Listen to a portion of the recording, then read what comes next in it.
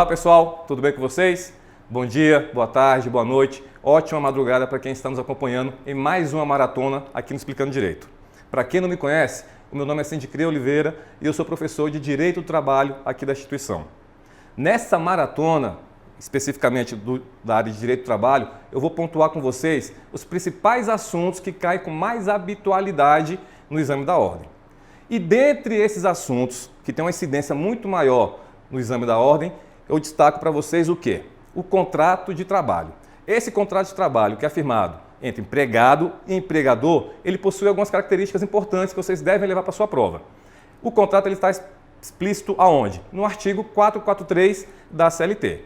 E nesse artigo nós temos a seguinte informação.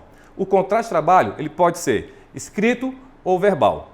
Ele pode ser também tácito ou expresso. Ele pode ser por prazo determinado ou por prazo indeterminado. E algo que veio com a reforma trabalhista é a questão do trabalho intermitente, perfeito? Então o contrato de trabalho ele possui essas características, tá ok?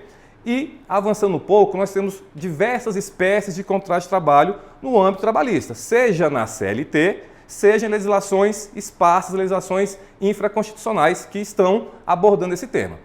E dentre os contratos que normalmente caem mais em prova, nós temos os seguintes contratos. Vamos comigo no slide. Nós temos algumas espécies importantes. Quais são? Nós temos o contrato de terceirização, perfeito? Este contrato aqui de terceirização.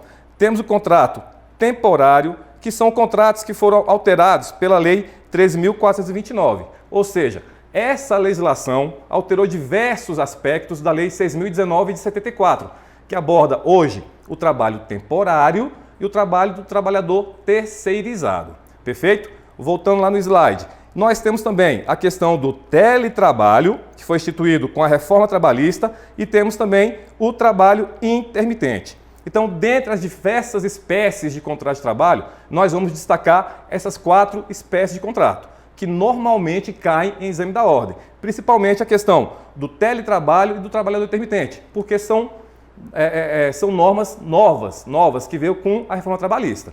Perfeito? Vamos seguir adiante. Dentre esses contratos de trabalho, se faz necessário destacar qual? Vamos um por um. Vamos ver primeiro o contrato de terceirização. Tá? Como que funciona esse contrato de terceirização? Nós temos alguns requisitos básicos desse contrato. Vamos comigo lá no slide para vocês compreenderem melhor como que se dá esse contrato. Nós temos basicamente alguns requisitos essenciais para o contrato de terceirização. Quais são esses requisitos? Primeiro, o contrato de terceirização ele pode ser realizado para atividade meio e atividade fim, tá certo? Ou seja, antes da reforma trabalhista, esse contrato ele era realizado tão somente para atividade meio da empresa. Hoje não. Hoje houve essa modificação e hoje o trabalhador terceirizado ele realiza atividade meio e realiza atividade fim. Outra informação importante, outro requisito importante do contrato de terceirização é qual? Nós temos o que? A ausência de pessoalidade e de subordinação. Ou seja, o trabalhador terceirizado, ok? O trabalhador terceirizado, na sua relação com o tomador de serviços, não pode haver diretamente entre o trabalhador e o tomador de serviços essa questão de subordinação e nem de pessoalidade. Porque se estiver presente esses dois requisitos, seja a pessoalidade, seja a subordinação, isso vai gerar o quê? Um vínculo de emprego entre o trabalhador terceirizado e o tomador dos serviços. Perfeito? Voltando aqui no nosso slide. Com relação à responsabilidade da tomadora de serviços, nós temos 2 informações importantes. Primeiro, em caso de inadimplemento da empresa que presta esse serviço terceirizado, se essa empresa terceirizada ela inadimplir, não cumprir com suas obrigações trabalhistas junto ao seu empregado, ou seja, a tomadora de serviços vai ter uma responsabilidade subsidiária em relação a esse inadimplemento. Perfeito? Mas é importante destacar o seguinte, que para ter essa responsabilidade subsidiária é de fundamental importância 2 requisitos básicos. Primeiro requisito, a empresa tomadora de serviço, tá certo? Ela tomadora de serviço, ela tem que participar, tem que integrar a relação jurídica processual. Ou seja, o trabalhador, quando vai ajuizar uma ação trabalhista contra o seu empregador, que é a empresa de terceirização, ele vai fazer o quê? Ele vai colocar o seu empregador como o reclamado principal e coloca a empresa tomadora de serviço como reclamado subsidiário. Ou seja, a empresa tomadora de serviço ela está fazendo parte o quê? Dessa relação jurídica processual. É o primeiro ponto. Segundo ponto, para que essa empresa ela figure como uma responsabilidade subsidiária, é importante que, além dela participar dessa relação jurídica processual, o seu nome tem que constar no título executivo judicial. Ou seja, na sentença, na condenação, tem que haver expressamente a citação da tomadora de serviço como responsável subsidiário dessas verbas trabalhistas. Perfeito? Então, voltando aqui comigo. Então, com relação à tomadora, a responsabilidade da tomadora, nós temos esse requisito com a responsabilidade subsidiária. No entanto, pessoal, na administração pública, muita atenção, na administração pública, essa responsabilidade subsidiária ela não é tão simples assim. Ou seja, o mero inadimplemento da empresa de terceirização não gera responsabilidade subsidiária da administração pública, ok? Isso está lá na súmula 331 do TST, ok? Para que a administração pública tenha uma responsabilidade subsidiária em relação a esse inadimplemento da empresa de terceirização, é de fundamental importância que esteja presente o quê? A culpa da administração pública em relação à gestão do contrato de terceirização. Ou seja, é importante comprovar que a administração pública agiu com culpa, tá certo? Nessa gestão do contrato que tem uma incidência da Lei 8666. Ou seja, a administração tem que ter culpa na gestão desse contrato, na fiscalização desse contrato, tem que ter alguma culpa na própria licitação para escolher qual empresa que vai ser contratada. Ou seja, se estiver presente a culpa da administração pública, aí sim, essa administração ela pode ser responsabilizada de forma subsidiária. Agora, se não houver a comprovação dessa culpa, a administração pública ela não vai ser responsável de forma subsidiária. Então, muita atenção. Na súmula 331 do TST diz o seguinte, que o mero inadimplemento da empresa de terceirização não gera responsabilidade subsidiária da administração pública, perfeito? Sendo necessário comprovar o quê? A culpa da administração pública na gestão deste contrato, perfeito? Voltando aqui para o nosso slide, temos mais uma informação importante com relação ao contrato de terceirização. No contrato de terceirização, há uma quarentena de 18 meses. O que isso quer dizer, pessoal? O que isso significa? Temos duas situações que estão no artigo 5º-C e no artigo 5º-D da Lei 6.019 de 74. Vamos lá por partes. Primeira situação, tá? Que vai caracterizar essa questão da quarentena de 18 meses. Primeira situação, eu empregado terceirizado, eu sou empregado terceirizado, perfeito? Eu peço demissão. Ao pedir demissão, eu vou sair da empresa, obviamente.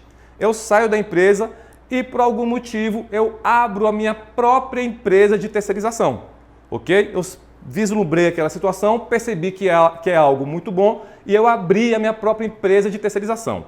Ao abrir essa empresa de terceirização, eu não posso firmar um contrato imediato com a tomadora de serviço na qual eu prestei serviço.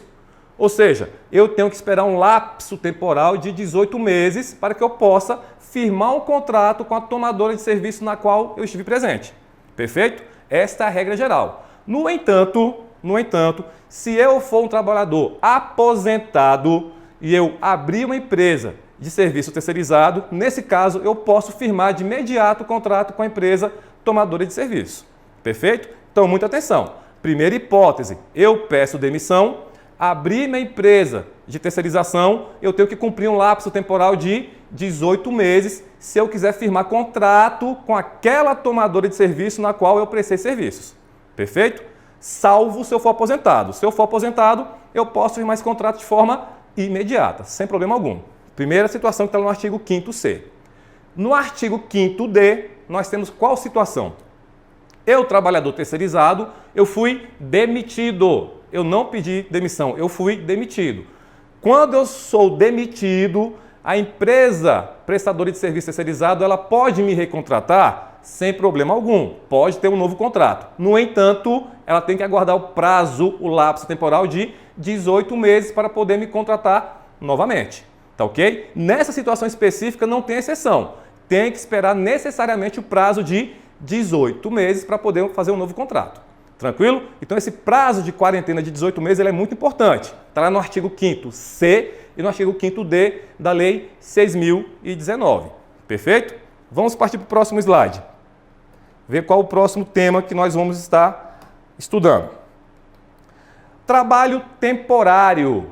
O trabalho temporário, assim como o trabalho de terceirização, contrato de terceirização, está previsto na Lei 6.019. Ok? Então a Lei 6.019 traz aspectos da terceirização e aspectos do trabalho temporário. O trabalho temporário ele tem dois requisitos fundamentais que vocês não podem esquecer na hora da prova. Vamos verificar quais são? Atenção! Quais são esses requisitos? Primeiro, uma necessidade transitória de substituição do pessoal regular e permanente. Tá? Nós temos que ter o quê? Uma necessidade transitória de substituição do pessoal regular ou permanente. O que isso quer dizer? A empresa tomadora de serviços, ok, tem um profissional específico, vamos supor uma secretária. E essa secretária ela vai sair de férias, vai ficar 30 dias usufruindo suas férias. Aquela vaga, aquele cargo, aquela função ali não pode ficar sem ninguém, tem que ter alguém substituindo a secretária. Ou seja, essa tomadora de serviço pode firmar um contrato temporário com a empresa de trabalho temporário, no qual um trabalhador vai substituir esse trabalhador permanente. Ou seja, durante os prazos de 30 dias, o trabalhador temporário vai cumprir as funções daquele trabalhador permanente, sem problema algum, ok? E qual é a segunda situação que nós temos aqui? Acréscimo extraordinário de serviços. Ou seja, uma empresa ela tem uma demanda muito grande de um serviço específico, tá ok? E ela não está dando conta de cumprir com aquelas demandas que ela está sendo demandada. O que ela faz? Ela contrata funcionários no caráter temporário, no contrato temporário, para que esses funcionários possam o quê? Suprir esta demanda. Perfeito? Então, tenha isso em mente. Temos dois requisitos importantes para o trabalho temporário. Quais são? Necessidade transitória de substituição do pessoal permanente e para atender uma demanda excessiva em um determinado período do tempo. Perfeito? É o que está aqui no nosso slide. Características importantes, pessoal, que vocês têm que ter em mente com relação ao trabalho temporário. Primeira característica. Eu falei para vocês que o contrato de trabalho, ele pode ser o quê? Ele pode ser verbal, não é isso? E pode ser escrito. O contrato temporário, por sua vez, ele obrigatoriamente, ele tem que ser o quê, senhores? Tem que ser um contrato escrito, não pode ser um contrato verbal. Obrigatoriamente tem que ser um contrato escrito, perfeito? Segunda característica, o trabalhador temporário, ele realiza atividades meio e realiza atividades fim, assim como o trabalho terceirizado, ok? Então o trabalhador terceirizado, ele realiza o quê? Atividades meio e atividade fim. E o trabalhador temporário, por sua vez, ele também, da mesma forma, ele realiza atividades meio e atividade fim da empresa que está contratando, perfeito? Próxima característica, atenção para esse aqui, ó.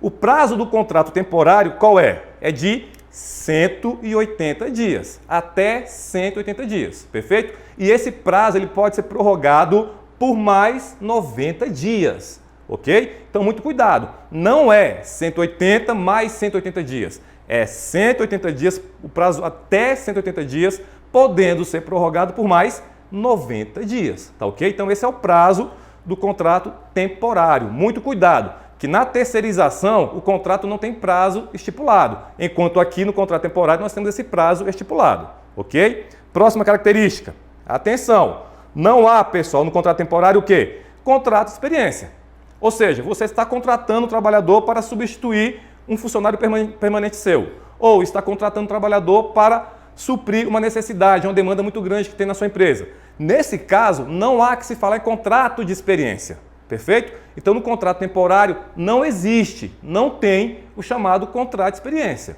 Tá ok? Então, muito cuidado com essa informação. Perfeito? Próxima informação. Com relação à responsabilidade da tomadora de serviço. Assim como na terceirização, a tomadora de serviço aqui, qual é a responsabilidade dela? É uma responsabilidade subsidiária. Perfeito? Ou seja, vai se executar os bens primeiro da empresa de trabalho temporário para depois se executar os bens da empresa tomadora de serviços, tá? Mas muita atenção, temos uma informação importante aqui. Em caso de falência da empresa de contrato temporário, se essa empresa de contrato temporário ela vir a falir, ok? A responsabilidade da tomadora de serviço é uma responsabilidade o quê? Solidária, perfeito? É uma responsabilidade solidária. Então, muita atenção. Em caso de inadimplemento, a responsabilidade vai ser o quê? Uma responsabilidade subsidiária. Em caso de falência, essa responsabilidade ela vai ser o quê? Solidária. Perfeito? Outra informação importante, pessoal, não podemos esquecer. No contrato entre a empresa de trabalho temporário e o empregado, não pode haver uma cláusula de reserva. O que isso quer dizer? Vamos supor que eu estou substituindo um funcionário na empresa tomadora de serviços. Perfeito? Eu estou substituindo e trabalhei ali durante 30 dias. E ao final desse período de 30 dias, a empresa tomadora de serviço, veio o dono da empresa, gostou do meu serviço e quer me contratar ao final desse período de 30 dias. Ou seja, essa empresa tomadora de serviços, ela pode me contratar ao final desse lapso temporal sem problema algum. Já a empresa de contrato temporário não pode firmar no meu contrato, colocar uma cláusula no meu contrato proibindo que ao final do período de trabalho a tomadora de serviço não possa me contratar. Então não é possível ter essa cláusula entre eu, empregado, e a minha empresa que está me contratando, a empresa de trabalho temporário. Tá ok? Não pode haver essa cláusula de reserva, ou seja, se a empresa tomadora de serviços quiser me contratar ao final do período, não há problema algum. Perfeito? E por fim, qual o prazo de quarentena aqui, pessoal? Muita atenção. Lá na terceirização eu falei o quê? Que o prazo de quarentena é de 18 meses. Perfeito? Aqui no contrato temporário, o prazo de quarentena é outro. Qual é? 90 dias. Ou seja, entre um contrato firmado entre eu e a empresa de trabalho temporário e outro contrato a vir ser firmado entre eu e essa empresa temporária, nós temos que aguardar um lapso temporal de quanto tempo? De 90 dias. Não é possível fazer um contrato sem respeitar esse lapso temporal de 90 dias. Perfeito? Então são esses aspectos que eu queria demonstrar para vocês com relação ao contrato temporário. Então muito cuidado com esse contrato. Pode ter algumas nuances entre o contrato de terceirização e o contrato temporário. Então fiquem muito atentos com relação a isso. Perfeito? Vamos seguir aqui a nossa explanação? Vamos lá. O próximo contrato que nós temos aqui é o contrato de teletrabalho. Esse contrato de teletrabalho ele veio com a nossa reforma trabalhista. Perfeito? O teletrabalho ele está normatizado aonde? No artigo 75A até o artigo 75E da CLT. Ok? Muita atenção para esse contrato de teletrabalho. Primeira informação com relação à sua característica, à sua caracterização. Vocês têm 4 informações básicas que vocês têm que levar para a prova. Primeira informação. O contrato de teletrabalho é aquele contrato firmado no qual o trabalhador, ele trabalha de forma preponderantemente fora das dependências do seu empregador. Perfeito? Ou seja, ele não trabalha de forma exclusiva fora das dependências do empregador. É um trabalho de forma preponderantemente fora das dependências do seu empregador. Primeira informação. Segunda informação que vocês têm que ter em mente. Na realização do trabalho, no contrato de teletrabalho, o trabalhador ele realiza atividades utilizando o quê?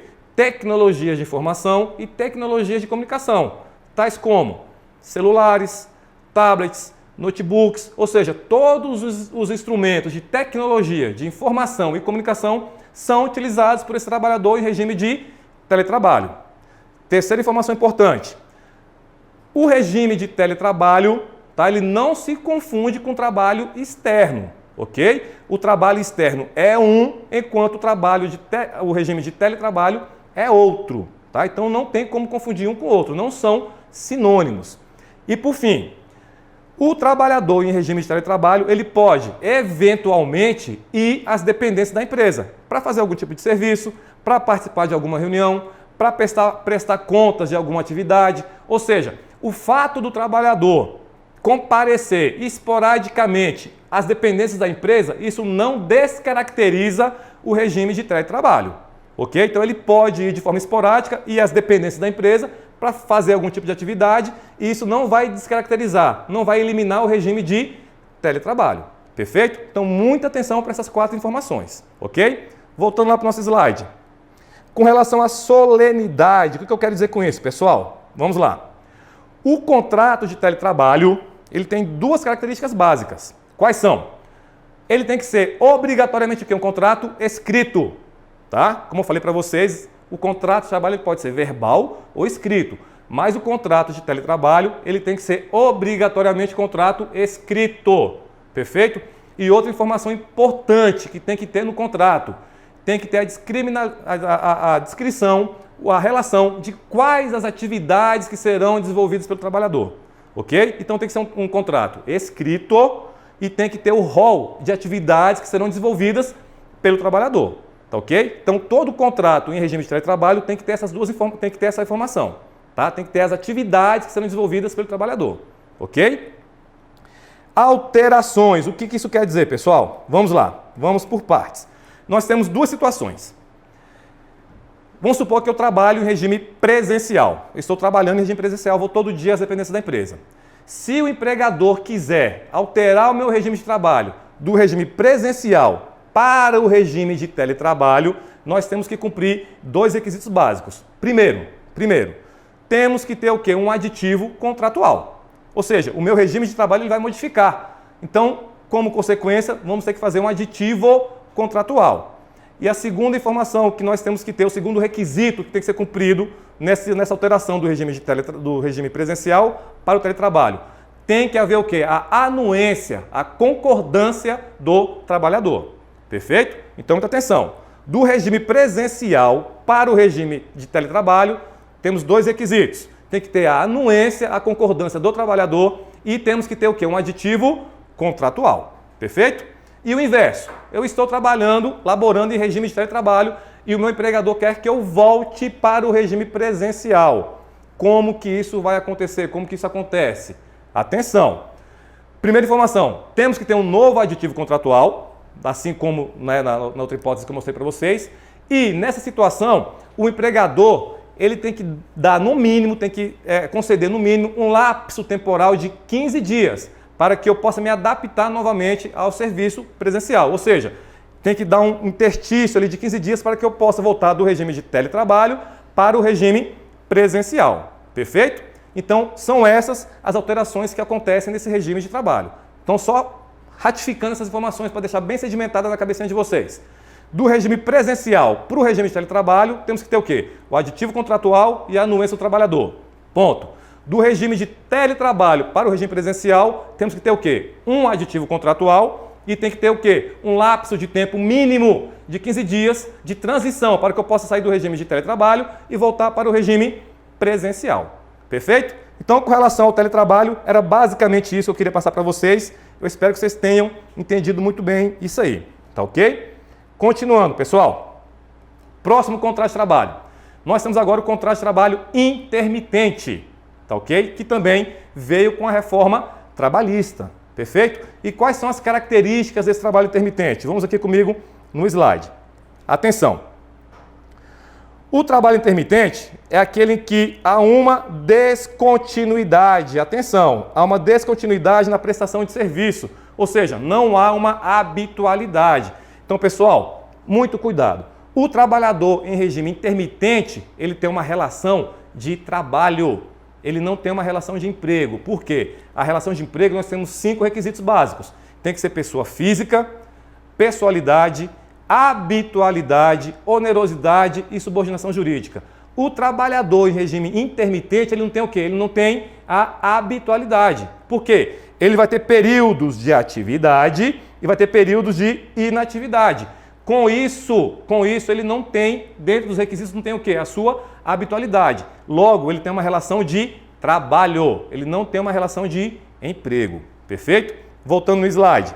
Então, é um trabalhador que tem uma descontinuidade na sua prestação de serviço, com períodos de atividade e inatividade. E atenção, esse trabalhador, pessoal, no seu contrato tem que vir determinado o quê?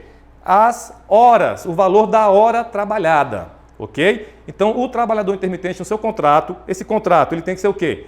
Tem que ser um contrato escrito, perfeito? E tem que ter o quê? O valor da hora trabalhada, tá ok? Então esses são o quê? Os requisitos básicos do contrato de trabalho intermitente, tá bom? Contrato escrito e tem que ter o valor da hora trabalhada. Convocação, pessoal. Como que se dá essa convocação? Porque o trabalhador vai ter um período de atividade e um período de inatividade. E como que vai ser feita essa convocação? Vamos lá.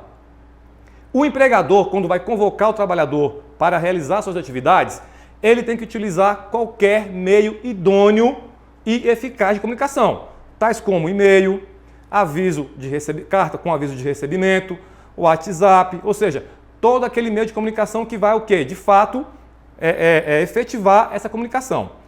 Esta comunicação tem que ser feita com 3 dias consecutivos de antecedência antes do início do labor, ok? Com 3 dias de antecedência. E nessa comunicação já tem que estar informando o quê? Qual vai ser a jornada de trabalho do trabalhador, ok? Então, essa é a forma que vai ser feita essa convocação. E o trabalhador, por sua vez, ele tem 1 dia útil para responder essa comunicação, informando se ele aceita ou se ele não aceita essa convocação. Perfeito? Atenção, observação importante. O silêncio do trabalhador com relação a essa convocação se presume o quê? Uma recusa daquela convocação. Então, se eu fui convocado e eu não me manifestei, fiquei silente, o empregador vai entender o quê? Que essa convocação ela foi recusada. Perfeito? E essa recusa não caracteriza, não gera uma insubordinação. Ok? Continuando. Multa. Como que se dá essa multa, pessoal? Se eu fui convocado para realizar o trabalho, fui convocado para realizar uma atividade durante, por exemplo, 2 dias, e eu não compareci para realizar esse trabalho, eu vou ter que pagar uma multa de 50% sobre a minha remuneração. Ok? Então, se eu faltei de forma injustificada, se eu não fui laborar de forma injustificada, eu vou ter que pagar uma multa de 50% sobre a remuneração que eu teria que receber. E o inverso.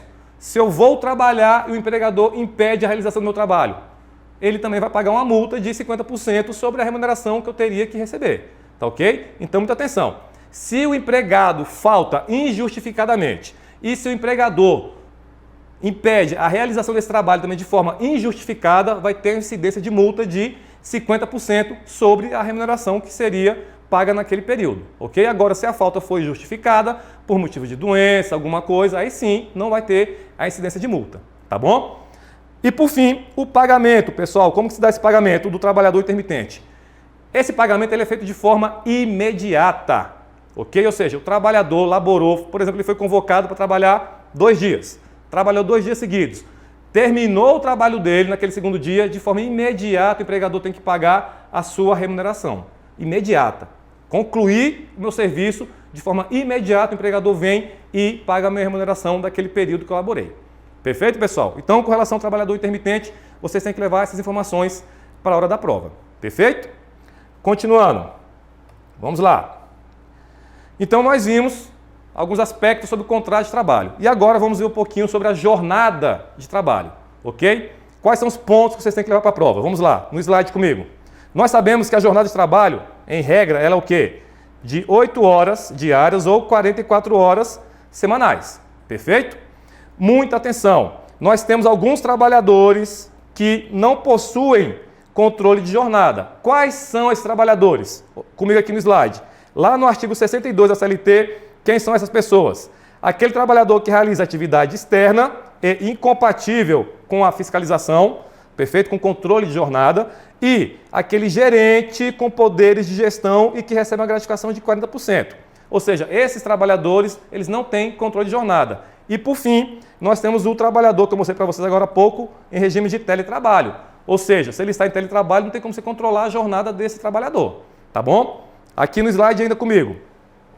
Com relação ao controle de jornada, toda empresa com mais de 10 funcionários, com mais de 10 empregados, deve obrigatoriamente ter esse controle de jornada. Seja por ponto eletrônico, seja por ponto manual, seja por senha no computador, enfim, o controle é da empresa. Então, se a empresa tem mais de 10 empregados, obrigatoriamente tem que ter esse controle de jornada. Perfeito? Outro aspecto que é importante, pessoal, que veio com a reforma trabalhista. No artigo 58A da CLT, nós temos 2 regimes de tempo parcial. Quais são? Primeiro, duração máxima de 30 horas de labor, no qual o trabalhador não pode realizar horas extras. E nós temos aquele regime por tempo parcial com 26 horas semanais, em que o trabalhador ele pode realizar 6 horas extras. Perfeito? Então, muita atenção. O regime de tempo parcial hoje é outro. O trabalhador ele pode realizar 30 horas semanais, sem a realização de horas extras, ou ele trabalha 26 horas semanais, podendo realizar 6 horas extras. Perfeito? Tranquilo? Então, continuando, pessoal. Bem, pessoal, dando continuidade, então, com relação à jornada de trabalho. Comigo aqui no slide. Nós sabemos que as horas em itinerário, ela foi prejudicada, ou melhor dizendo, as horas em itinerário, hoje ela não existe em razão da reforma trabalhista. Ou seja, aquele período que o trabalhador ficava no transporte fornecido pelo empregado, que contava como jornada de trabalho, hoje não prevalece mais. Tá ok? Então, as horas em itinerário foi prejudicada, a súmula 90 do TST foi prejudicada em razão do artigo 458 da CLT. O trabalho noturno, muita atenção, o trabalho noturno ele é proibido para o trabalhador menor de idade, perfeito? E qual vai ser o horário noturno do advogado, que é importante vocês tenham isso em mente. O horário noturno do advogado é das 20 horas até 5 horas do dia seguinte, com um adicional de 25%, perfeito? Já para o trabalhador urbano, esse adicional vai ser de quanto? Vai ser de 20% e o horário noturno vai ser o quê? Das 22 horas de um dia até 5 horas do dia seguinte. Muita atenção para o trabalhador rural. Olha aqui comigo no slide. No trabalhador rural, se ele atua na atividade de pecuária, a hora noturna dele vai ser o quê? Das 20 horas até as 4 horas da manhã. E se ele atua na lavoura, vai ser das 21 horas até as 5 horas do dia seguinte, com um adicional de 25%, tá ok? E atenção, a hora noturna dele vai ser de 60 minutos. Perfeito, pessoal? Então, dando continuidade. Vamos lá. Salário e remuneração, que é outro tema que normalmente cai muito no exame da ordem, tá? Tenham em mente duas informações. Primeiro, vamos lá, comigo. Salário é o quê, pessoal? Salário é uma contraprestação paga por quem? Pelo empregador. Enquanto a remuneração é uma contraprestação paga diretamente pelo empregador ou por terceiros. Por meio de quê, pessoal? Por meio de gorjetas. Com relação às gorjetas, é de fundamental importância que vocês tenham dois dados em mente. Primeiro, as gorjetas elas refletem diretamente nas férias e no texto constitucional. E reflete também no 13º salário e no FGTS do trabalhador. Ok? Agora, nós temos a súmula 354, que diz o seguinte: as gorjetas não integram o descanso semanal remunerado, o adicional noturno, o aviso prévio e as horas extras. Essa súmula, normalmente cai muito em prova. Então tenha essa súmula em mente, tá ok? Essa súmula é de extrema importância para vocês no exame da ordem, tá ok? Quais são as parcelas salariais que nós temos, pessoal? A parcela salarial é o quê? É o valor fixo pago pelo empregador, ok? As comissões e as gratificações legais. Então, é salário, o valor fixo pago pelo empregador, as comissões e as gratificações legais. As demais verbas não têm esse caráter salarial, tá bom? Então, vamos adiante. Só para vocês terem uma ideia nesse quadro aqui, é importante que vocês visualizem esse quadro.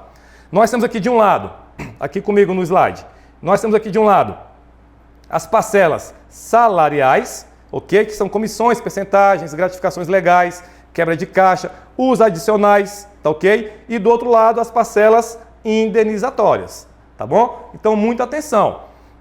Tem reflexo nas férias, no aviso prévio, no 13º e no FGTS, todas essas parcelas salariais aqui, ó, do lado esquerdo do quadro. As parcelas indenizatórias, eles não têm reflexo no aviso prévio, no 13º, no FGTS e nas férias do trabalhador, tá? Então, esse quadrinho aqui vai ajudar muito vocês a contextualizar o que é parcela salarial e o que é parcela indenizatória e quais são os reflexos em cada uma delas, ok? Seguindo em frente. Rescisão do contrato de trabalho, que também é outro tema que normalmente cai muito em prova. Nós temos, hoje com a reforma trabalhista, nós temos 5 formas de extinção do contrato de trabalho. Vamos dar uma olhadinha aqui no slide comigo.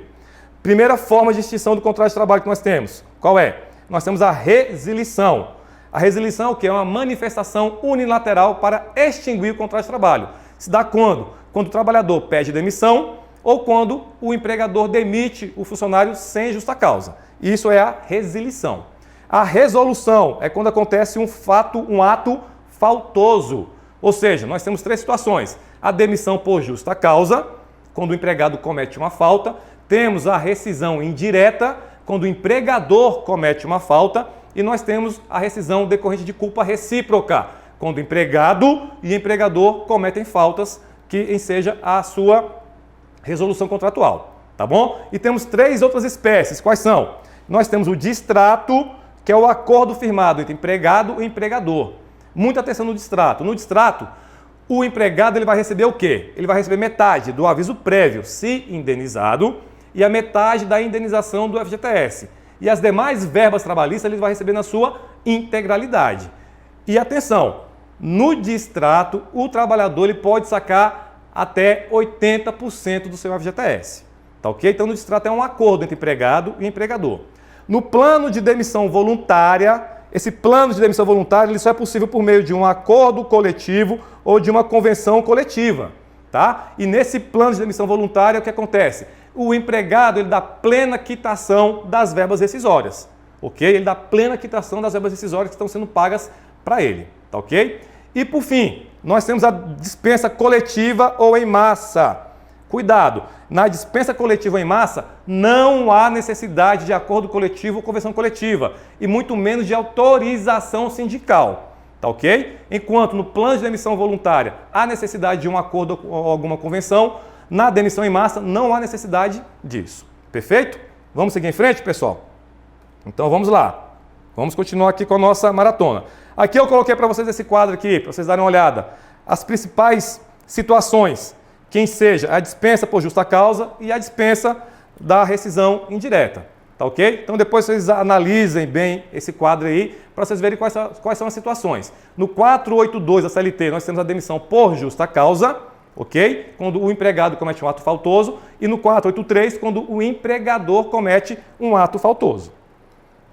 Já na culpa recíproca, quando o trabalhador e o empregador cometem esses atos faltosos, o que acontece? A rescisão, o empregado ele vai receber a sua rescisão, vai receber todas as suas verbas rescisórias, mas pela metade. Vai receber 50% de todas as suas verbas rescisórias. Tá ok? Está prevista onde? Lá no artigo 484 da CLT. Tá ok? Então, muita atenção. Rescisão do contrato de trabalho. Nós temos a resilição, temos a resolução, nós temos o distrato, o PDV e temos a demissão em massa. Perfeito? Vamos seguir adiante, pessoal? Aviso prévio.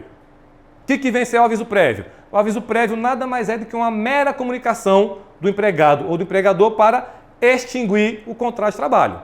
Tá ok? No qual um dos dois quer extinguir o contrato de trabalho. Vamos a algumas observações aqui. Muita atenção.